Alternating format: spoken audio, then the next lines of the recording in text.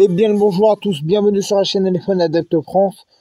Aujourd'hui on est là pour parler rapidos du IF 150 B2 Ultra.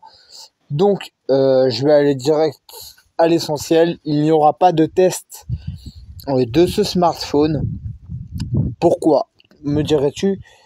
Me direz-vous, parce que simplement, en termes de fiche technique globale, ça se joue à du détail en termes de différence en fiche technique par rapport au Fossibot F102. Le Fossibot F102 et ce IF 150 B2 Ultra, ils sont quasiment identiques en fiche technique, en performance, au niveau logiciel. Il y a très peu de différence entre les deux. Et les petites différences logicielles qu'il y a entre les deux modèles, je vais vous montrer ça, car ils ont exactement le même processeur, le même nombre de stockage. Ils ont tous les deux 256 Go de stockage et 12 Go de RAM par défaut, enfin d'origine. Les deux tournent sous Android 13. Les deux ont les trois taux de rafraîchissement 60, 90, 120. Les deux ont du 12,9 mégapixels par défaut en capteur principal, car il faut savoir que c'est de l'interpellation. On va aller dans les paramètres. Je vais vous montrer les petites différences logicielles qu'il y a. Et vous allez voir que ça se joue vraiment à pas grand chose. On a du coup sur ce modèle une batterie de 15 000, alors que sur le Fossibot F102 c'est une batterie de 16 500, donc il a 1000 mAh de plus. Mais à l'inverse, il a un chargeur, le Fossibot, de 33 watts. Et le IF 150 B2 Ultra prend un chargeur, une charge rapide de 65 watts. Voici les grosses différences majeures. Maintenant, en termes logiciels, je vais vous montrer, on va faire le tour. Donc c'est bien Android 13. Il n'y aura pas de mise à jour sur ce modèle. Bon, on peut voir que la mise à jour est pas si vieille en soi. Ça date du 1er mai 2023. Mais clairement, c'est le genre de marque, que ce soit IF 150, Fossibot, Oukitel, Ulfone, Blackview, enfin la totalité des marques quasiment. À part Blackview. Blackview sera un peu du lot, car c'est l'une des rares marques à faire des fois des grosses mises à jour pour les nouvelles versions Android. Mais c'est vraiment la marque à part. Les autres marques que je vous ai citées, ou encore Otwave, qui appartient également à Oukitel, ou je crois que j'ai oublié une marque. Enfin bref, ou Hammer, etc. C'est des marques, vous attendez pas à avoir un suivi logiciel. Vous achetez un téléphone avec Android 13, il y aura Android 13 jusqu'à la fin de vie de votre modèle. Il n'y aura pas de Android 14. Comptez pas sur les grosses mises à jour sécurité sur le long terme. Vous en aurez peut-être une ou deux si la marque veut bien. Donc ça, c'est assez aléatoire en fonction des modèles. Parce que ça m'est déjà arrivé sur des entrées de gamme que j'avais eu à l'époque de chez Doogie. J'ai eu un Doogie S59 Pro en entrée de gamme, et j'avais eu quelques mois après des mises à jour de sécurité et de bugs. Donc comme quoi, des fois, ça veut rien dire. Donc à voir avec le temps. Donc je vais vous montrer là principalement les grosses différences logicielles qu'il y a. Donc c'est parti. Donc on va dans écran pour commencer. Donc on va dans délai d'écran, de la mise en veille de l'écran. Donc on a, vous voyez, un mode qui permet d'avoir l'écran allumé jusqu'à 30 minutes. Mais regardez en dessous, il y a un mode en fait qui qui fonctionne comme si vous n'avez pas de mode veille en fait. C'est-à-dire que l'écran reste toujours actif, parce qu'il est marqué empêcher l'écran de s'éteindre pendant que vous le regardez. En gros, grosso modo, c'est comme si en fait vous avez un délai 100 minuteur pour laisser l'écran allumé, simplement. On descend, donc ça c'est classique, le thème sombre. On descend, couleur. On a trois thèmes: naturel, rehaussé ça va en fait apporter plus de contraste et on va avoir une colorimétrie qui va péter à l'œil, qui sera moins naturelle, mais qui sera comment dire, plus chatoyante à l'œil, qui sera plus vif, et après adaptatif, qui sera plus pour moi une colorimétrie un peu plus fade. On descend. Tout en bas, vous avez marqué écran de verrouillage Yves 150. Je ne sais pas à quoi cela correspond. On va dans taux de rafraîchissement de l'écran. Et là, on peut voir qu'on a exactement le même taux de rafraîchissement que le F102 de Fossibot. On a le 60, le 90, le 120. Là, l'unique différence qu'on va avoir, c'est qu'on a un mode sélection automatique qui va en fait faire en sorte que si vous jouez à des jeux vidéo, par exemple, c'est le processeur lui-même qui va choisir automatiquement le nombre de taux de rafraîchissement que vous avez besoin en fonction de la tâche que vous êtes en train de faire. Alors que sur le Fossibot, c'est manuel. C'est-à-dire que vous avez les trois, le 60, le 90 et le 120, mais la seule différence, c'est que ça sera manuel. Vous serez obligé de switcher manuellement. Vous n'avez pas de mode automatique. Ça va être ici la seule différence. La seule différence par ici. Après, on va un peu... Donc, deuxième affichage. Donc ça, en fait, à l'arrière du téléphone, vous avez, comme je vous le montrais dans la vidéo de déballage, mais je ne sais pas comment ça marche. J'essaie de le faire fonctionner, mais je comprends pas trop comment ça fonctionne. En fait, c'est un écran de 5,5 ou 5,8 pouces. Je ne sais pas, c'est pas spécifié. En fait, où c'est un cadran en fait de montre où vous aurez l'heure, la date. Vous pouvez avoir la météo, vous pouvez avoir le nombre en chiffres de notifications des réseaux sociaux, des SMS. Vous pouvez avoir les appels entrants.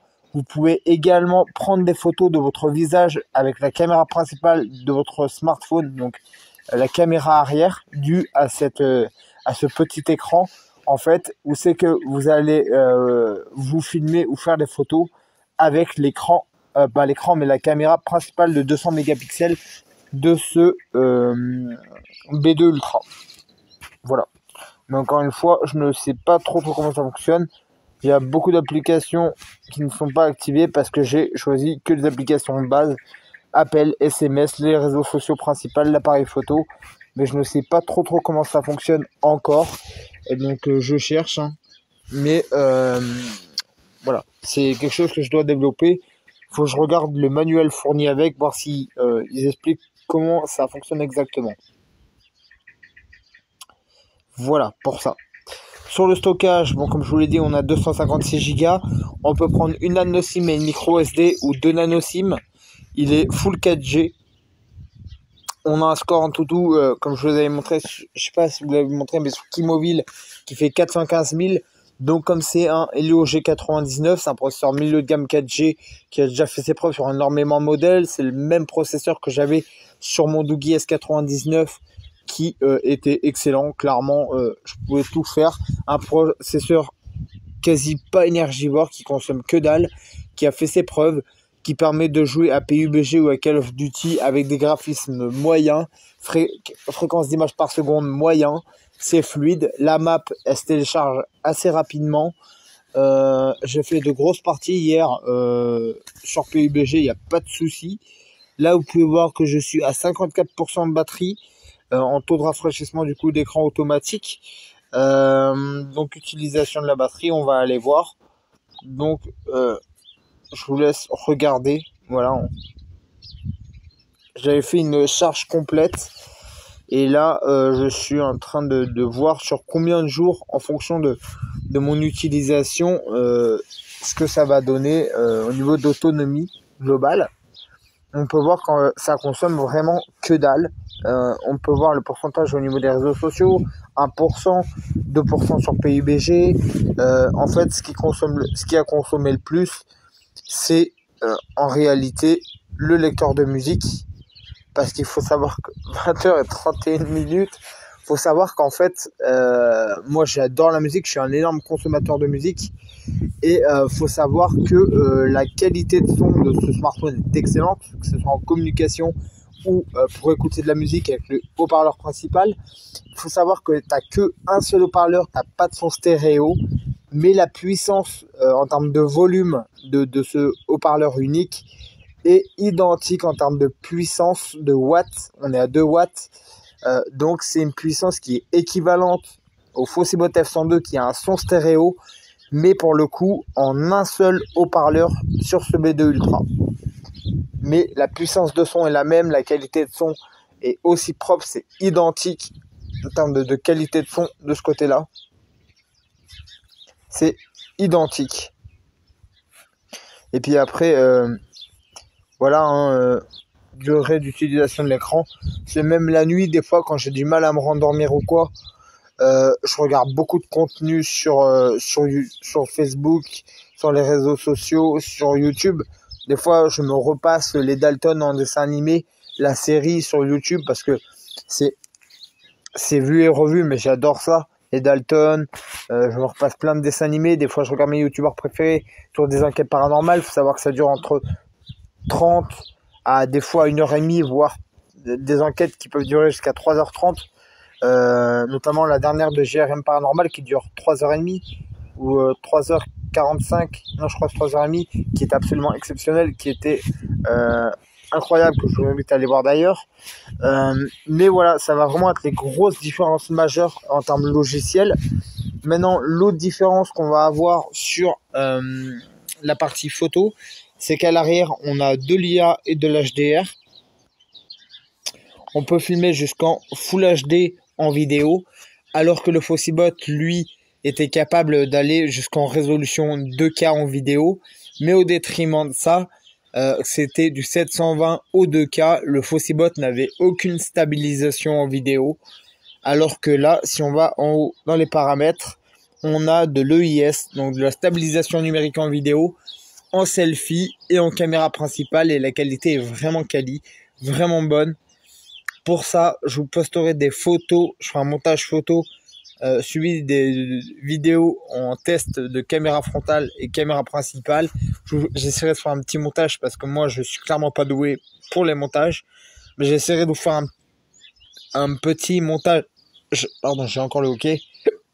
Un petit montage regroupé avec les photos et les 2 vidéos. Et vous allez voir que c'est vraiment, vraiment propre, que c'est ultra qualitatif. La grosse différence aussi qu'on va avoir, malgré que ça soit un tel outdoor, et on sait tous que les tel outdoor, les seules vraies marques qui ont une réelle grosse maîtrise en termes de qualité de la gestion de la photo et de la vidéo, c'est pour moi ceux qui sont vraiment en haut du panier au niveau traitement logiciel dans le domaine, c'est Doogie et Ulfone. C'est vraiment les 2 marques qui sont clairement en haut du panier par rapport à toutes les marques existantes.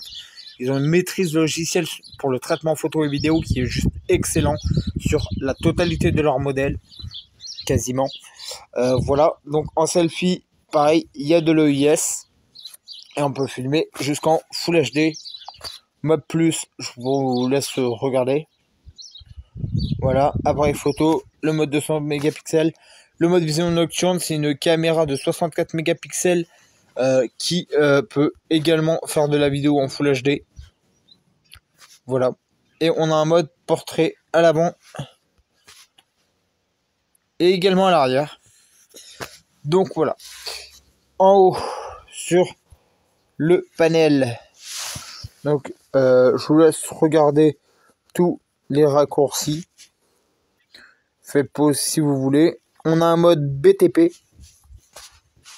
Donc vous pouvez aller dans les paramètres, assistance intelligente, personnaliser les boutons, appuyer sur donc pour configurer la fonction PTP. D'accord. Ouvrir Zello. Voilà. En fait, il me semble que c'est un mode, si tu as un autre téléphone de chantier qui possède cette technologie, en fait c'est une fonction, comment dire ça, c'est une fonction qui permet en fait de faire ton téléphone en talkie-walkie.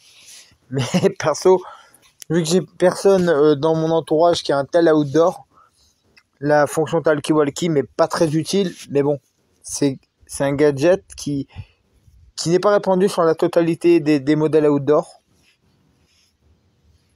Donc voilà, je vous invite à regarder pour les paramètres supplémentaires. Et voilà, on a fait le tour. À l'avant, je ne vous l'ai pas précisé, mais c'est une caméra de 32 mégapixels, identique au nombre de pixels de la caméra selfie du Fossibot. Voilà, je vous ai annoncé les grosses différences logicielles. Mais sinon, dans le fond, à part esthétiquement et visuellement, en globalité, en termes interface et logiciel, c'est deux smartphones très très similaires. Voilà, c'est un peu mieux géré sur le X150 dû au taux de rafraîchissement automatique notamment. Il y a un autre truc que je vous ai pas montré qu'il faut que je vous montre. Vous cliquez là, vous allez dans fond d'écran et style, c'est le dernier truc que j'ai oublié de vous montrer. Vous faites là où il y a marqué couleur d'accentuation du système, vous choisissez la couleur que vous voulez, vous descendez, vous appuyez sur thème icône, vous revenez au menu d'accueil et en fait la majorité des applications que vous avez sur l'écran d'accueil vont être changées au niveau colorimétrie et design, alors que quand vous mettez le volet avec toutes les applications reviennent à la normale en termes de colorimétrie et de design. Voilà, donc quelque chose d'un peu gadget mais que je tenais à vous montrer. C'est assez stylé. Voilà, et après on peut le désactiver très facilement. Après, changer de fond d'écran, on a ça. Donc moi je suis pas fan. Je trouve ça moche et pas forcément top. C'est un truc, ça s'appelle Funnycolor. En fait, ça te fait plein d'asticots. Tu cliques sur l'écran et suis ton doigt. Mais là, ça veut pas marcher. Pourquoi? J'en sais rien. Après, fond d'écran.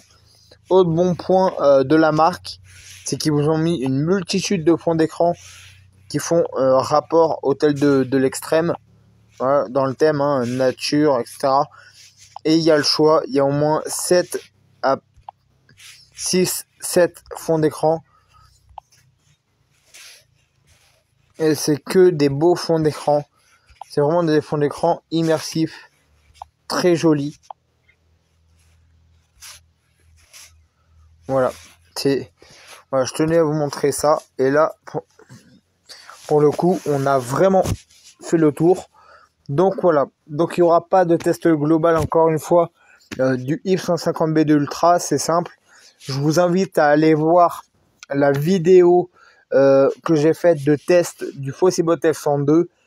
On a des performances identiques, un score en tout qui joue à pas grand chose, mais c'est quasi la même chose.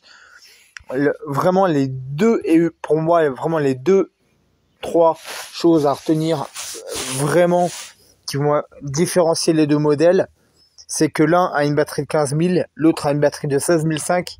L'un va avoir une charge 33 watts avec la batterie de 16 500 et l'autre aura une batterie que de 15 000 mais avec un chargeur 65 watts. Pour moi, c'est vraiment les deux choses à retenir vraiment majeures qui vont vraiment différencier en termes logiciels les deux modèles.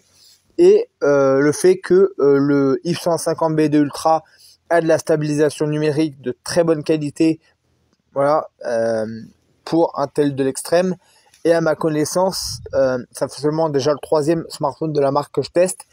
Et des 3 smartphones que j'ai eu pour le moment sur cette marque-là, c'est le seul modèle où c'est que j'ai de la stabilisation numérique. Rappelez-vous, sur le Doogee S99, c'était pas du tout au point, ça saccadait à la mort. Dès que j'essayais d'activer la stabilisation, ma voix était totalement décalée par rapport à l'image et ça faisait complètement bugger le système. Là, il n'y a pas de souci, aucun pour le moment bug logiciel, je touche du bois car ça reste quand même une assez jeune marque qui a encore ses preuves à faire. On va reparler très prochainement de cette marque-là d'ailleurs, car il y a un nouveau modèle qui a été annoncé au NWC 2024 à Barcelone et un modèle qui a une similarité avec l'un des tout derniers Doogee en termes de technologie embarquée. On en parlera dans une autre vidéo. Sur ce, j'espère que cette petite vidéo vous aura plu. N'hésitez pas à laisser un like, à vous abonner, à partager. Ciao!